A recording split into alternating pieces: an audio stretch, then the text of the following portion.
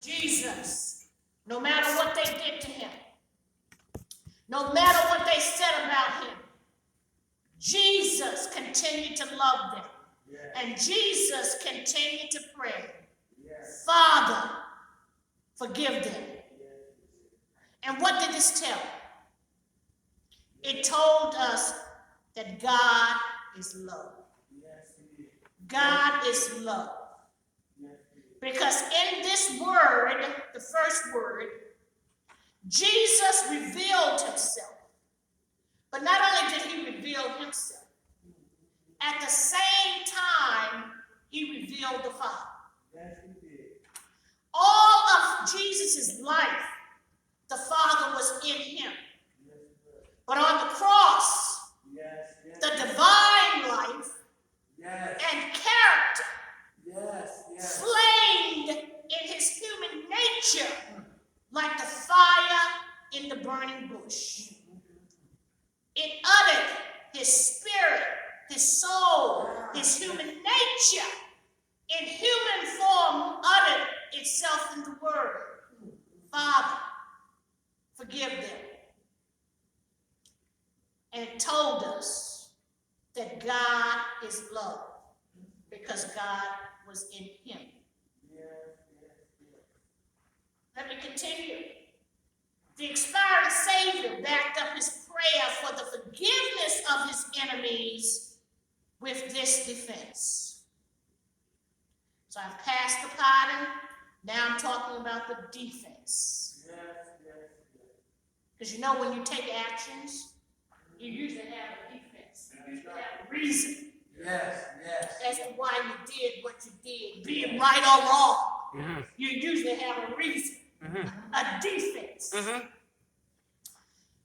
Jesus, he used a defense that most of us would never, ever utter out of our mouths when we've been falsely accused and mistreated and beaten on and scorned and talked about.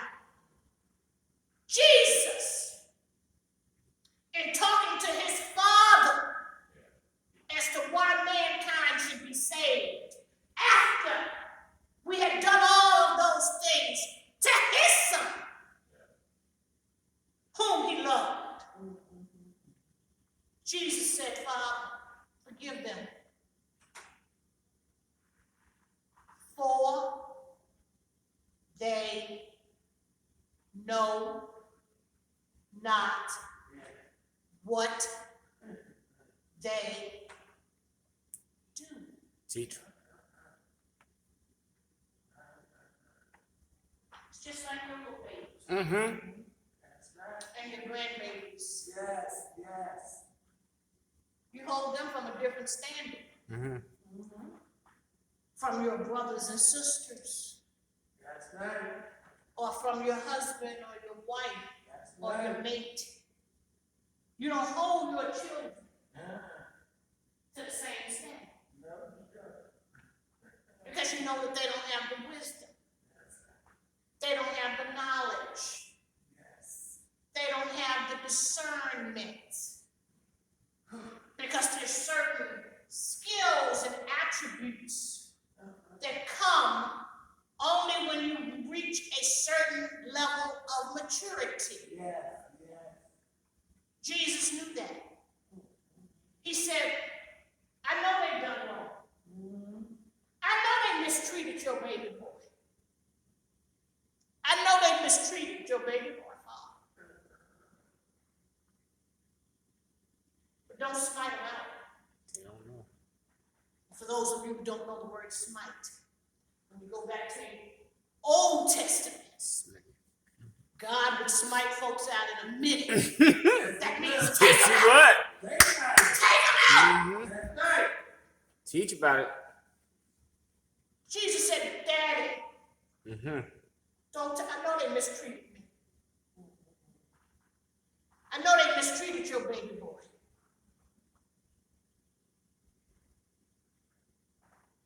And you know how you are as parents. You know how we are as parents. As grandparents. Yes. Especially as fathers. Might. You want a problem? You mess with my children. Smite. I will take you out. You mess with my children. Yes, Lord. So Jesus said, Daddy, I know they mess with your baby boy. But Daddy, Father, forgive them. For they know not what they do. They know not what they do. This allows us to see further into the divine depths of the love of Jesus. Yes. Yes. Because the injured are generally alive only to their own side of the case. People only see from their perspective in terms of how you did them wrong. They don't see what they did. They don't see and they forget that for every action, there's a what? A reaction. There's a reaction. That's right. So you kick my baby boy. You spit on my baby boy. You whip my baby boy. Most daddies would say, get my shotgun. Get my shotgun. Get my shotgun.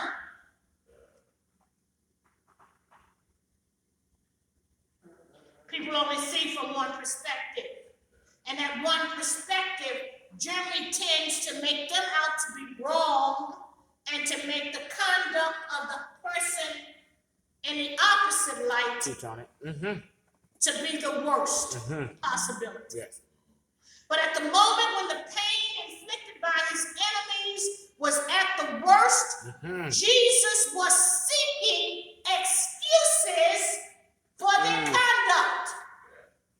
He was seeking a defense for their conduct.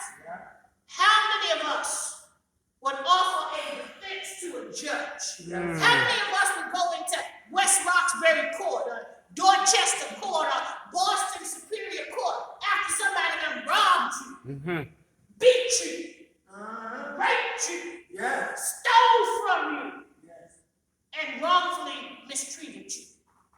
How many of us would go into the judge and say, Judge, let them go. Let them go. Because they didn't know what they were doing. I don't think very many of us would do that. Talk about it. Could it be said of them all that they knew not what they were doing? Do we think all of those people that were gathered there, that all of them did not know what they were doing? I'm quite sure some would just follow the crowd. Some of them may have had some mental illnesses and they didn't really know what was going on around them. But let's look at Judas. That's right. Let's look at Judas. That's right. When he sold Jesus out for some denarii, some money. Here you go, teacher. Do you think Jesus didn't know what he was doing? He knew. Did not the high priest know what they were doing? Yep, that's right. Because they couldn't control Jesus. No, they couldn't. Because he didn't speak the way they wanted him to speak. He didn't follow their protocol. He didn't follow their liturgy. Yes. He didn't follow their policy and procedure handbook. He didn't go to conference studies. He didn't go through the right theological school. Wrong then. He didn't have a seminary degree. Talk about it. Did not Herod know? That's right. Apparently, it was primarily to the soldiers who did the actual work of crucifixion that Jesus referred. Because it was in the very midst of their work that the words were uttered, as may be seen in the narrative of St. Luke. Because with the soldiers, they were merely, most of them, carrying out the directives of their superiors.